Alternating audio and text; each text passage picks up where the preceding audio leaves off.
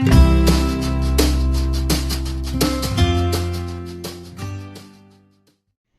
Student, purchase consideration बार बार आने वाला topic 10+2 class में। इश्यू ऑफ शेयर में भी आपने इसको देखा, इश्यू ऑफ डिवेंचर में भी आपने इसको देखा। तो क्या है ये परचेज कंसिडरेशन? परचेज कंसिडरेशन वो वैल्यू है जो एक बिजनेस दूसरे बिजनेस को बाय करते टाइम सेलर को पे करता है। मतलब क्या? This is the value that is given by the buyer to it the seller. For example, मान लो एक एक्स कंपनी है और एक कंपनी है वाई कंपनी। ओके, जब एक कंपनी दूसरी कंपनी को बाय करती है, खरीदती है, तो उस टाइम पे एक्स कंपनी वाई कंपनी को जो पे करेगी जो अमाउंट पे करेगी उसी को परचेज कंसिडरेशन बोलते हैं। ओके, तो परचेज कंसिडरेशन की आपको जर्नल एंट्री आपके एग्जाम्स में देखने को जरूर मिलेंगी। क्या होती है वो जर्नल एंट्री, कैसे करते हैं? देखिए, जब एक्स कंपनी वाई कंपनी का बिजनेस बाय करती है तो आपको कुछ एसेट्स तो मिलती हैं। ओके, एसेट्स मिलेंगी टू लाइबिलिटी, एंड साथ में कुछ लाइबिलिटीज भी पे करने के लिए आपको मिलेंगी। तो जर्नल एंट्री आपकी क्या बनेगी? Assets debit to liabilities and to, वही परचेज कंसिडरेशन की जगह आप इस कंपनी का नाम लिखोगे जो आपका वेंडर है, वाई लिमिटेड। वाई लिमिटेड कौन है? आपका वेंडर है। वेंडर मीन सेलर है। इसका नाम आपको क्रेडिट में लिखना पड़ेगा। ओके, तो कई बार क्या होता है, ये एंट्री सेम ऐसे भी चल जाती है, लेकिन कई बार हमें यहां पर एक बैलेंसिंग फिगर देखने को मिलती है डेबिट में। देन आप उसका नाम क्या लेना है? गुडविल। अगर आपकी बैलेंसिंग फिगर डेबिट में आ जाए तो उसको हमने नाम देना है गुडविल का। लेकिन अगर यही बैलेंसिंग फिगर हमारी क्रेडिट में आ जाती है, कैसे? Assets debit to liabilities to Y limited, जो कि हमारा वेंडर है, एंड टू, यहां पर अगर आपकी बैलेंसिंग फिगर क्रेडिट में आ जाती है तो आपको उसको नाम देना है कैपिटल रिजर्व का। कैपिटल रिजर्व, ये भी आपकी क्या होगी? Balancing figure. मुझे बताने का पर्पज सिर्फ एक ये था यहां पर कि अगर आपकी बैलेंसिंग फिगर डेबिट में आती है तो उसको नाम देना है गुडविल, एंड क्रेडिट में आती है तो नाम देना है कैपिटल रिजर्व। एक ही क्वेश्चन है जिसको हम सॉल्व करके देखेंगे। देखिए क्वेश्चन क्या है आपका।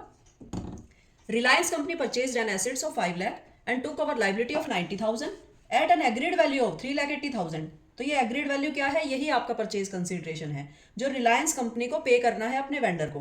Company issue debenture of ₹100 each eight a discount of 5% of the purchase price. Give journal entry. हमें इसकी क्या करनी है? जर्नल एंट्री करनी है। तो देखिए किस तरह से करेंगे हम इसकी जर्नल एंट्री। सबसे पहले एसेट्स को बाय करेंगे तो लिखेंगे सन्ड्री एसेट्स, डेबिट करेंगे, debit to sundry liabilities to, जो इसका वेंडर का नाम है, गिवन नहीं है क्वेश्चन में तो हम यहां पर वेंडर ही लिख देंगे, टू वेंडर। ओके, अब हम इसको अमाउंट को फिल करेंगे। एसेट्स हमारी कितने की है? 5 लाख की, 5 लाख। लाइबिलिटीज 90,000। वेंडर में वो लिखना है जो आपकी परचेज कंसीडरेशन है, यानी कि 3,80,000। अब 380 एंड 90 को प्लस करके 5 लाख में से माइनस करेंगे तो हमारी बैलेंसिंग फिगर यहां आएगी समथिंग अराउंड ऑफ 30,000। तो यहां पर बैलेंसिंग फिगर आने का मतलब क्या बताया था मैंने अभी? अगर डेबिट में आती है तो गुडविल होती है, और क्रेडिट में आती है तो उसको हम कैपिटल रिजर्व बोलते हैं, कैपिटल रिजर्व। ठीक है, तो ये आपकी फर्स्ट जर्नल एंट्री है। यहां से जर्नल एंट्री को हमें आगे कंटिन्यू करना है वेंडर से। अब देखिए यहां पर वेंडर आपका क्रेडिट है तो यहां पर वेंडर को डेबिट कर देंगे, वेंडर अकाउंट डेबिट। यहां पर डिस्काउंट का क्वेश्चन होने की वजह से हमें डिस्काउंट को डेबिट करना पड़ेगा। आपको पता है ना, सिक्योरिटी प्रीमियम को क्रेडिट करते हैं और डिस्काउंट को डेबिट किया जाता है, क्योंकि डिस्काउंट हमारा क्या है? लॉस है। क्या कहता है नॉमिनल का रूल? नॉमिनल का रूल कहता है debit all expenses and losses. इसीलिए discount on issue of debenture या डिस्काउंट ऑन डिबेंचर को हम क्या करेंगे? डेबिट करेंगे। टू क्या? To debenture account. जो भी हमारे डिबेंचर्स का वैल्यू दे रखी है वो हमें यहां पर लिखनी है, फेस वैल्यू इसका मतलब। ठीक, अब देखना ऊपर वेंडर के अंदर 380 थे, यहां भी वेंडर के अंदर 3,80,000 ही आने चाहिए आपके। डिस्काउंट हमारा कितना है? 5% का है। अब यहां पर आपको एक वर्किंग नोट लगाना पड़ेगा। वर्किंग नोट कैसे लिखेंगे? हमें निकालने पड़ेंगे number of debenture. Number of debenture निकालने का फॉर्मूला हमारा क्या है? Purchase consideration, purchase consideration divided by value of debenture, value of debenture, value of debenture means कितने में इशू किए जा रहे हैं डिबेंचर, वो आपने यहां लिखना है।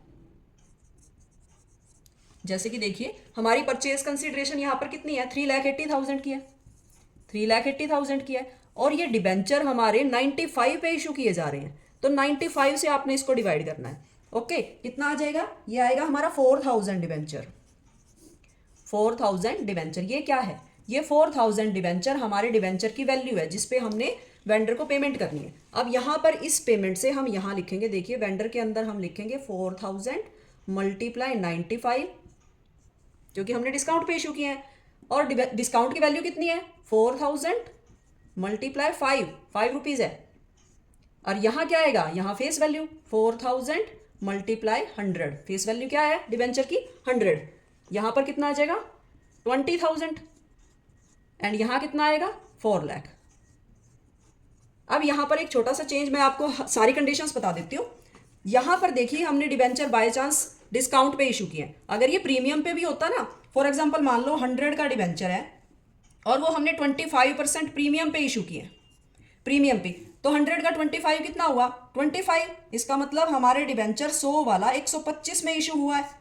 अब यहाँ पर क्या आ जाएगी, वही वैल्यू आ जाएगी जिसमें हमारा डिबेंचर इशू हो रहा है, यानी कि 125 से हम उसको क्या कर देंगे, डिवाइड कर देंगे। यहाँ आपने डिवाइड में वही वैल्यू लिखनी है परचेज कंसिडरेशन के नीचे, अगर डिस्काउंट है तो डिस्काउंट वाली वैल्यू, 100 पे है तो 100 वाली फेस वैल्यू, और प्रीमियम पे है तो विद प्रीमियम वैल्यू, यहाँ आपने वही वैल्यू लिखनी है। ऐसा करने से क्या आ जाएगा 3040 कुछ समथिंग इस तरह से हमारे डिबेंचर की वैल्यू आएगी, और उसी डिबेंचर से हमने यहाँ पर एंट्री करनी है, 2 सिक्योरिटी प्रीमियम हो जाएगा अगर ये क्वेश्चन सिक्योरिटी प्रीमियम पे है तो।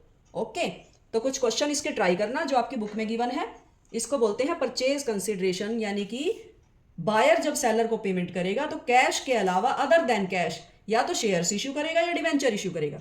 ओके, इस तरह से आपने पेमेंट करनी है, और ये क्वेश्चंस आपके फाइनल पॉइंट ऑफ व्यू से, फाइनल पेपर के पॉइंट ऑफ व्यू से बहुत इंपॉर्टेंट है। Okay, thank you.